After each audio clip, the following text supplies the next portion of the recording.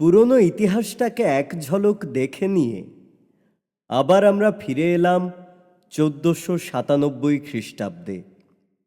1497 খ্রিস্টাব্দের 8 জুলাই তারিখে পর্তুগালের ট্যাগাস নদীর মুখে বেলেম পোতাশ্রয় থেকে 4টি জাহাজ ভারতবর্ষের দিকে যাত্রা করল। প্রথম দুটি জাহাজের নাম স্যান গ্যাব্রিয়েল ও স্যান রাফেল। স্যান গ্যাব্রিয়েলে 20টি কামান সাজানো ছিল। এই অভিযানের অধিনায়ক বিশ্ববিখ্যাত ভাস্কো দা গামা। সাধারণের মধ্যে একটা চলতি ভুল ধারণা আছে যে ভাস্কো দা গামা সর্বপ্রথম এই নতুন পথের আবিষ্কার করেছিলেন, কিন্তু পথ আবিষ্কারের ব্যাপারে ভাস্কো দা গামার বিশেষ কোনো ভূমিকা ছিল না। আমরা আগেই দেখেছি পর্তুগালের সুশিক্ষিত নাবিকেরা আফ্রিকার পশ্চিম উপকূল ধরে চলাচল করতে অভ্যস্ত হয়ে উঠেছিল। কেপ অব গুড হোপ ছাড়িয়ে তারা ভারত মহাসাগরে এসে পড়ল। এখান থেকে মোজাম্বিক পর্যন্ত খুবই সহজ পথ, কিন্তু এরপরই কঠিন পথ। ভারত মহাসাগরকে সোজাসুজি পাড়ি দিয়ে ভারতবর্ষের উপকূলে গিয়ে পৌঁছতে হবে। এ সময় মিলিন্দির রাজা একজন ভারতীয় নাবিক দিয়ে ভাস্কো দা গামাকে সাহায্য করেন। মিলিন্দি মোজাম্বিকের উত্তরে আফ্রিকার পূর্ব উপকূলবর্তী একটি রাজ্য। এই ভারতীয় নাবিক পর্তুগিজ বহরকে ভারতবর্ষের দিকে পথ প্রদর্শন করে নিয়ে গিয়েছিল। এর কয়েক শতাব্দী আগে থেকেই এসব পথঘাট ভারতীয় নাবিকদের কাছে ভালো করেই জানা ছিল। তারা ভারত মহাসাগর পাড়ি দিয়ে আফ্রিকার পূর্ব উপকূলের বন্দরে বন্দরে চলাচল করত।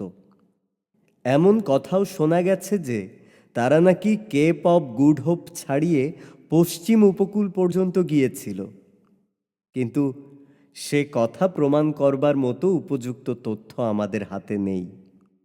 10 মাস 12 দিনের এক টানা দীর্ঘ ভ্রমণের পর 1498 খ্রিস্টাব্দের 20 মে তারিখে ভাস্কো দা গামা জামোরিনের রাজ্য কালিকটের ঘাটে এসে পৌঁছলেন। কামানে সুসজ্জিত এই পর্তুগিজ বাণিজ্য বহরের আগমনকে আরব বণিকেরা প্রীতির চোখে দেখতে পারেনি। এ কথা না বললেও চলে। বন্ধুস্থানীয় আরব বণিকদের মুখে নবাগত বণিকদের প্রকৃতি ও উদ্দেশ্য সম্পর্কে নানা কথা শুনে এবং বিশেষ করে তাদের জাহাজের কামান সজ্জা দেখে জামোরিন যে কিছুটা উদ্বিগ্ন হয়ে উঠবেন সেটা খুবই স্বাভাবিক।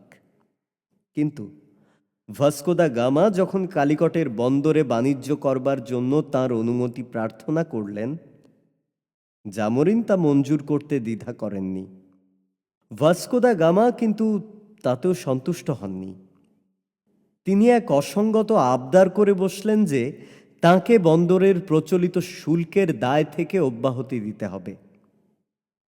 সেদিনের মধ্য দিয়েই ভবিষ্যৎ বিপদের সংকেত সূচিত হয়ে উঠেছিল।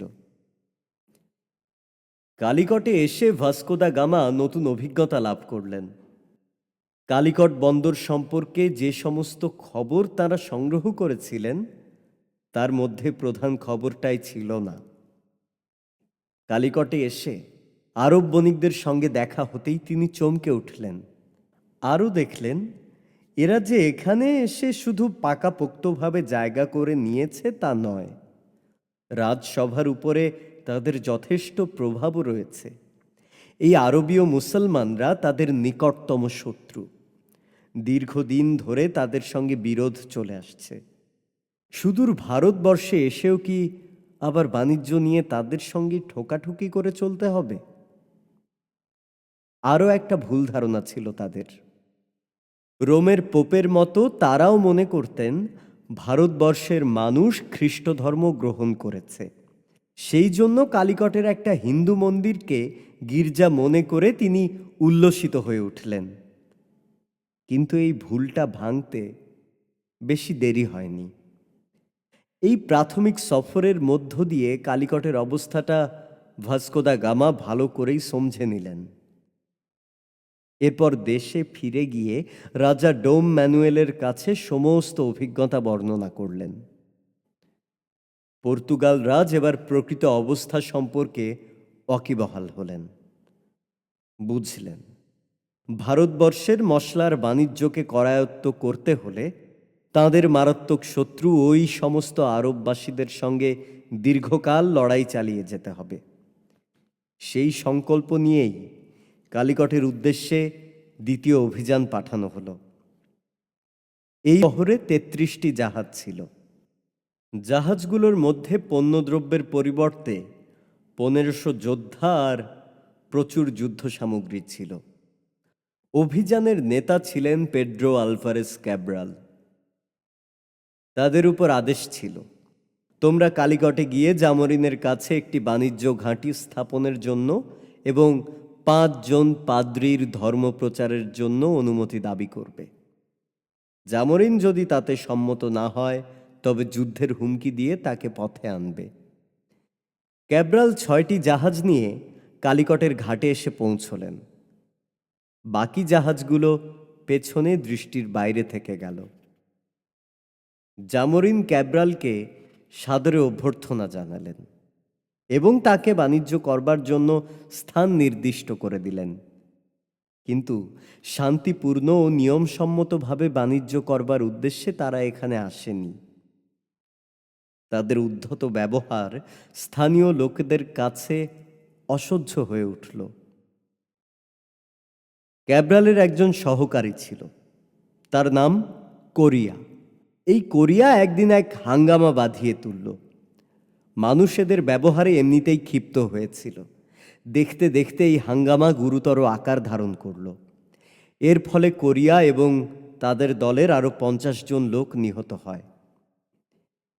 এই ঘটনা ঘটবার পরেই ক্যাব্রাল তাঁর জাহাজগুলোকে দূরে সরিয়ে নিয়ে নগরের উপর কামান দাগতে শুরু করলেন।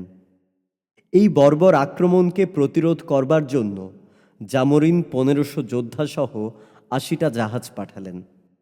কালিকটের জাহাজগুলোকে তাড়া করে আসতে দেখে ক্যাব্রাল তাঁর জাহাজগুলোকে নিয়ে ভেগে পড়লেন।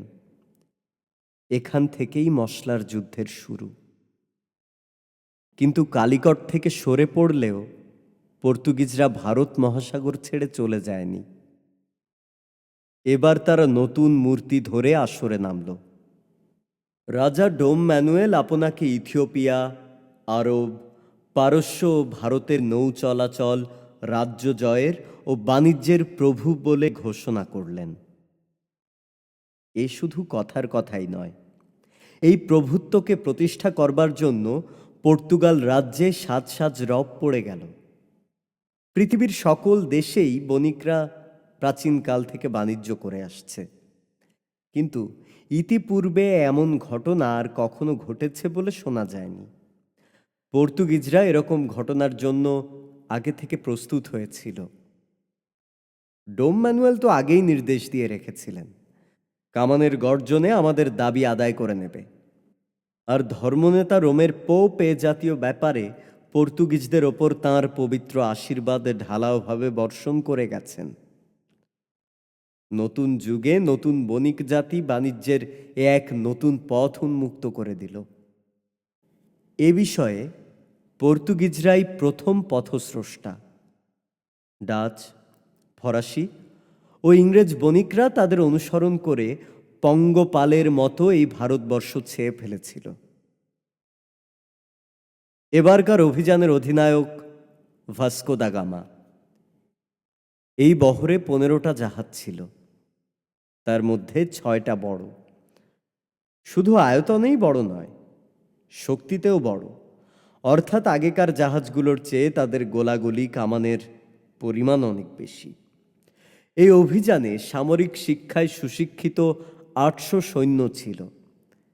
কালিকটের পক্ষ থেকে প্রবল প্রতিরোধ আসবার সম্ভাবনা আছে কথা মনে করে এদের সাহায্যের জন্য ৫ মাস বাদে আরও ৫টা জাহাজ পাঠানো হয়েছিল। রাজা ডোম ম্যানুয়েল আপনাকে নৌ চলাচলের প্রভু বলে ঘোষণা করেছিলেন। ভাস্কো দা গামা ভারত মহাসাগরে প্রবেশ করে এই ঘোষণা অনুযায়ী কাজ করতে শুরু করলেন।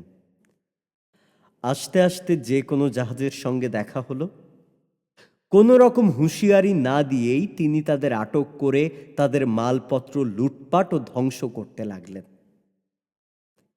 এ তো বর্বর জলদস্যুদের কাজ।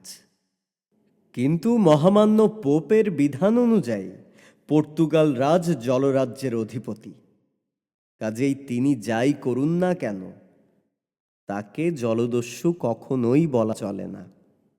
সেই থেকেই ভারত সাগরের বুকে ভাস্কো দা গামা আর তার সহচরদের নৃশংস যথেচ্ছাচার অব্যাহত গতিতে চলল। সেই নিষ্ঠুর ও করুণ কাহিনীগুলোকে ইতিহাস ধরে রাখতে পারেনি। সেই অগণ্য কাহিনীগুলোর মধ্যে একটি কাহিনীর উল্লেখ করছি। ভাস্কো দা গামার কীর্তিকাহিনীর স্বরূপ এই থেকেই বোঝা যাবে। মক্কা থেকে হজযাত্রীদের নিয়ে কয়েকটা নিরস্ত্র জাহাজ ফিরে আসছিল। দুর্ভাগ্যক্রমে তারা পর্তুগিজ জাহাজের সামনে পড়ে গেল। জাহাজগুলোকে আটক করে তাদের মধ্যে মালপত্র যা ছিল সব কিছু তুলে এনে জাহাজগুলোতে আগুন লাগিয়ে দেয়া হলো। কিন্তু ভাস্কো দা গামার কড়া আদেশ ছিল, জাহাজে যে সমস্ত আরবি আছে তাদের যেন তুলে না আনা হয়। হতভাগ্য আরবীয়রা সেই জাহাজের মধ্যেই জ্বলে পুড়ে মরল। ভাস্কো দা গামা পরম আনন্দে সেই দৃশ্য উপভোগ করলেন। মহাসমুদ্রের বুকে নৌ চলাচলের অবাধ অধিকার সকলেরই আছে।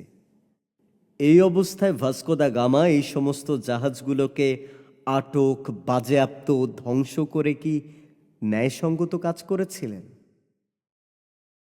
এ প্রশ্ন অনেকেই তুলেছিলেন, কিন্তু ভাস্কো দা গামার পক্ষ সমর্থন করে ওকালতি করবার মতো লোকের অভাব ছিল না। তারা ব্যাখ্যা করে বুঝিয়ে বলেছিলেন, হ্যাঁ, এ কথা সত্য, সমুদ্রের বুকে নৌ চলাচল করার ব্যাপারে সকলেরই সমান অধিকার আছে এবং ইউরোপে আমরা সকলেই এই অধিকারকে স্বীকার করে থাকি।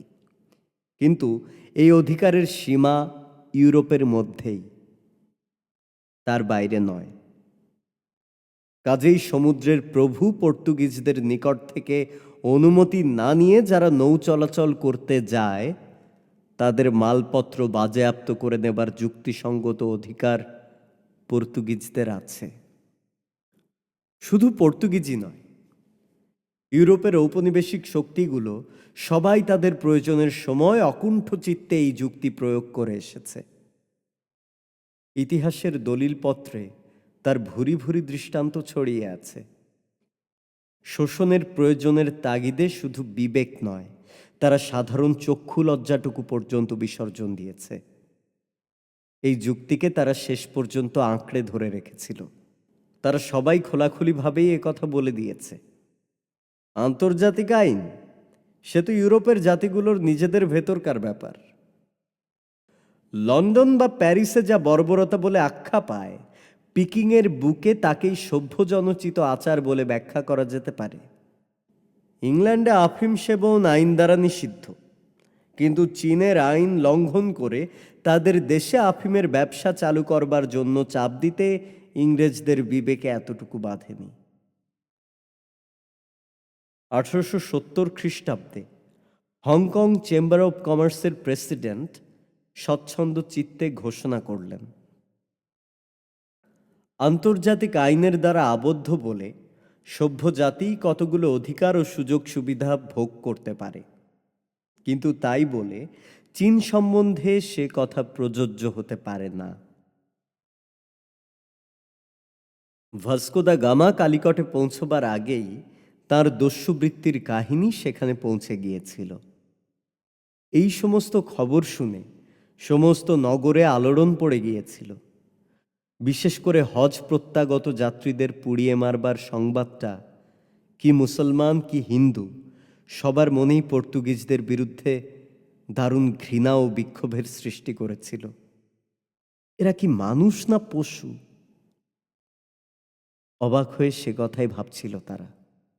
কিন্তু মানুষই হোক আর পশুই হোক, এদের প্রতিরোধ তো করতেই হবে। তা তো হবে। কেউ কেউ প্রশ্ন তুলল, কিন্তু ওদের যে কামান আছে, আর সে কামান সত্য সত্যই অগ্নিবর্ষণ করে, এ তো আর শোনা কথা নয়। নিজের চোখেই তারা দেখেছে কি ভয়ানক সেই দৃশ্য। আগুনের গোলাগুলো লাফিয়ে এসে পড়ে, ভেঙে যায়, আর চারিদিকে দাউ দাউ করে আগুন জ্বলে ওঠে।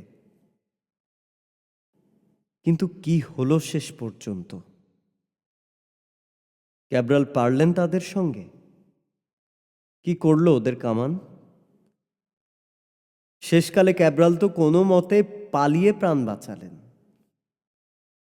কথা ঠিক, সবাই সে কথা সমর্থন করল, কিন্তু তবু মনের মধ্যে কত রকম আশঙ্কা ঘনিয়ে উঠতে থাকে।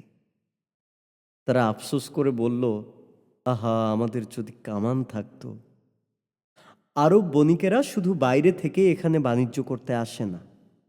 অনেক আরব বণিক এখানে বাণিজ্য করতে এসে এখানকার স্থায়ী বাসিন্দা হয়ে গেছে। এখন কালিকটকেই তারা তাদের স্বদেশ বলে মনে করে।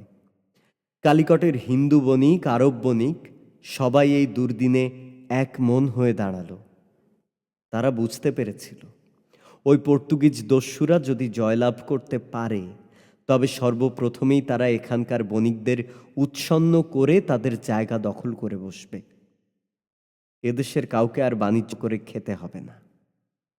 তারা সংকল্প নিল, ওই বিদেশি আক্রমণকারীদের বিতাড়িত করবার জন্য তারা ঐক্যবদ্ধ হয়ে রাজার পেছনে দাঁড়াবে। তাদের এই দৃঢ় সংকল্প শেষ দিন পর্যন্ত অটুট ছিল। বিদেশি চক্রীরা নানাভাবে চেষ্টা করেও তাদের এই ঐক্যে ফাটল ধরাতে পারেনি। জামোরিন বুঝতে পেরেছিলেন সামনে অগ্নি পরীক্ষা, কিন্তু পরীক্ষায় পিছোবার উপায় নেই।